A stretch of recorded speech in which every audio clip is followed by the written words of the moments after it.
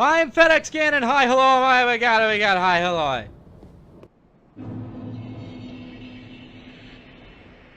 Alrighty, welcome to what is arguably, and most certainly agreed on, the least interesting boss in probably the entire Dark Souls series. This is the Curse-rotted Greatwood. He is an incredibly simple boss with very few attacks that have really large, easy telegraphs, so this one should be a lot simpler even than the other two we've covered so far.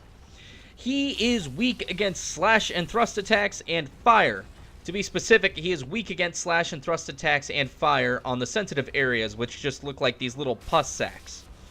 He is immune to everything else. This boss can take a while, mostly because of the logistics of the fight, but this is incredibly simple. So with all that said, let's get right into it and cut open some sacs.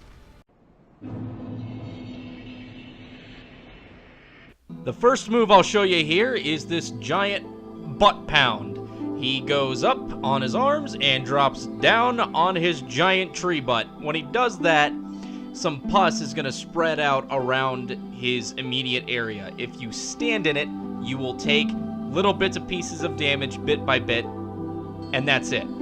It's not wise to step in it, but you can attack through it. It's not too bad. If you see the Greatwood wiggle a little bit, he's shaking off pus bulbs from the top of the tree. Just back out of the immediate area until he's finished with the attack. The Greatwood also has stomps. Don't confuse the stomps with steps. The steps won't hurt, they'll just push you out of the way. The stomps will hurt, roll out of the way. Watch the telegraph.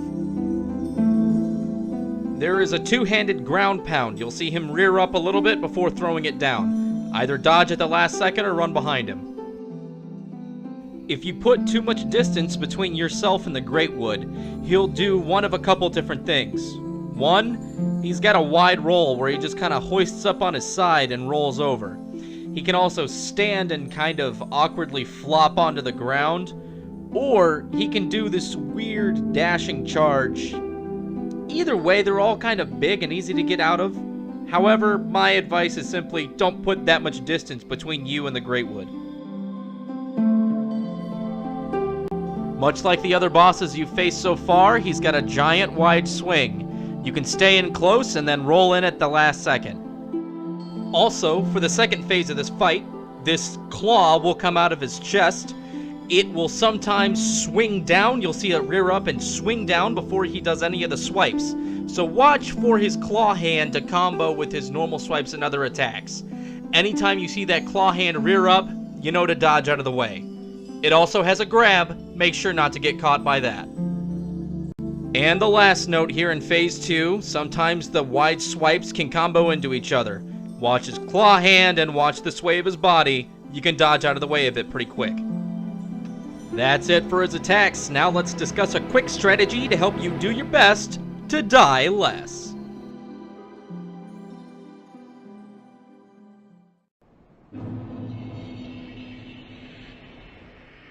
So the first thing you're going to notice when you run into the boss room is these mobs hanging out. They're just the regular undead settlers from the area before. The best way I found to go about it is to start from left to right, kill the weaker mobs, and by the time you kill those first 4 and make your way to the red-eyed jerk hanging out on the right-hand side, the boss will start up. Kill him really quickly and then go right in for the boss. What you're going to want to do is you're going to want to strike for the sacks hanging in front of him. The moment you break the sacks in the middle, you're going to initiate Phase 2 and he's going to drop down into the bottom. Once you do that, the mobs are going to stop spawning, they won't be coming anymore, and it's just you, the boss, and his dumb claw. So, once you're there, the easiest way to deal with it is to kind of stay inside and kill all of the egg sacs. That's what you're going to want to do. You're going to want to stomp all the egg sacs off first. Anytime they burst, you're going to deal critical damage. So at this point, if you've broken all the egg sacs and you're only left with the giant chest claw, that's the only way you're going to be able to deal any damage is by attacking that claw. Aside from that, that's it. Cut his egg sacs, stay inside, dodge the giant telegraphed hits, you'll be fine. This fight is mostly cake. When I go through the clean run, you're going to see where the egg sacs are positioned on his body.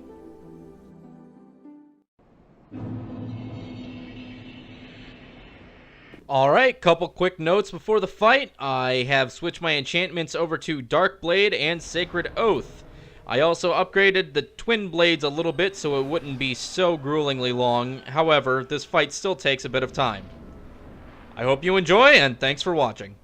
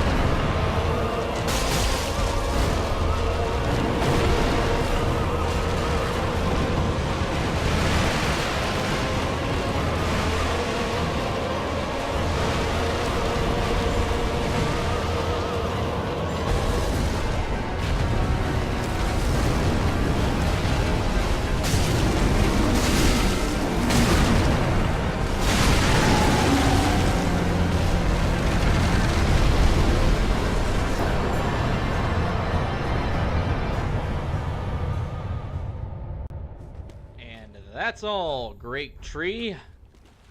Next time we'll be tackling the Crystal Sage. I'm FedExGanon. I'll see you around.